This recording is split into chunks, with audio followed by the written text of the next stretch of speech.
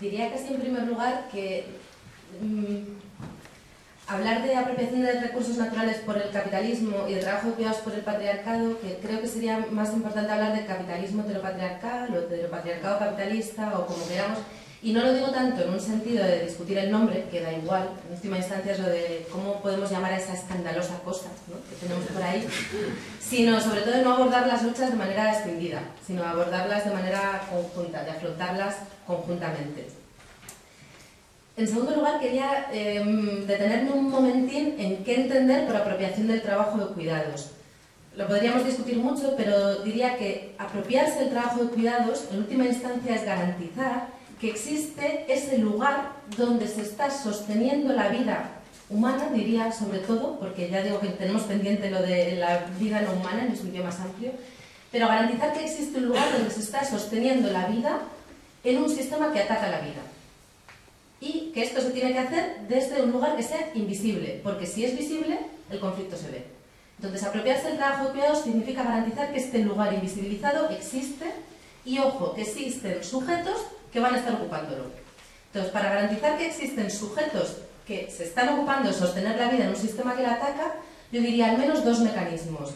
El binarismo heteronormativo, es decir, se nos distingue entre mujeres y hombres, y a las mujeres se nos pone una función y a los hombres se les pone otra función.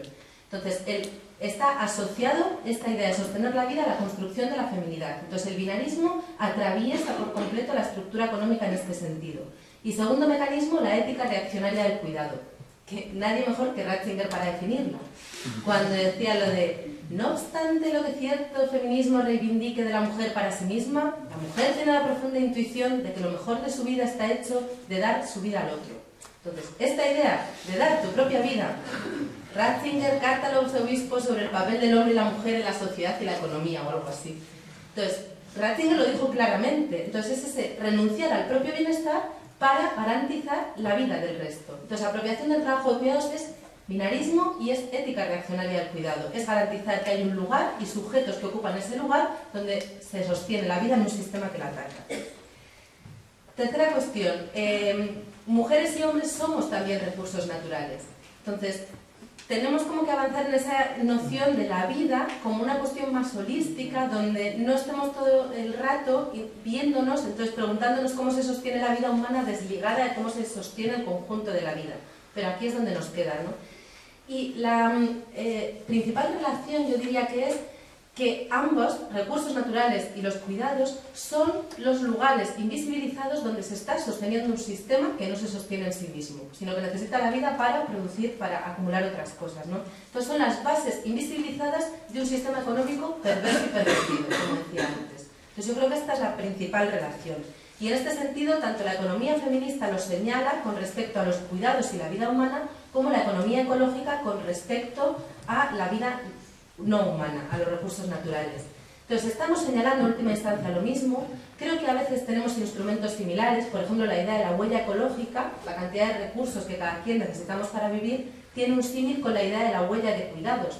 ¿Cuántos cuidados estás recibiendo que tú no estás dando? ¿Y qué sujetos tienen una huella de cuidados más grandes y quienes tienen una huella de cuidados, digamos, tienen un déficit? Hay una deuda hacia ellos, ¿no? Entonces, hacia las mujeres tiende a haber un déficit, mientras que la huella de cuidados de los hombres suele ser mucho más grande. Entonces, instrumentos similares también. La huella de cuidados se podría calcular no a nivel individual, sino de países, etc. Y tenemos lemas también similares que emanan de esta misma crítica a las bases invisibilizadas del sistema.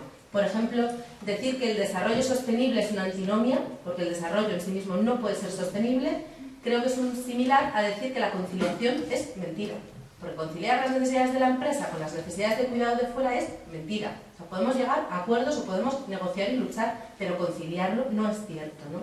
Entonces, en última instancia, lo que diría es que tanto desde el feminismo como desde el ecologismo se ha hecho una crítica muy fuerte al crecimiento y a la producción. Entonces, el ecologismo dice que la producción es una crítica tan lapidaria como que la producción no existe, que solo transformamos y extraemos. El feminismo dice que la producción tiene un otro oculto, que es la reproducción, sin lo cual no puede subsistir. Pero que es que además la producción en sí misma no tiene ningún sentido, porque se produce para acumular, sino que tiene solo sentido una producción que sirva para sostener vida, y eso es distinto a la producción de hoy. Entonces creo que son dos críticas lapidarias a la idea de la producción y del crecimiento que ponen unas bases fuertes para la apuesta por el decrecimiento.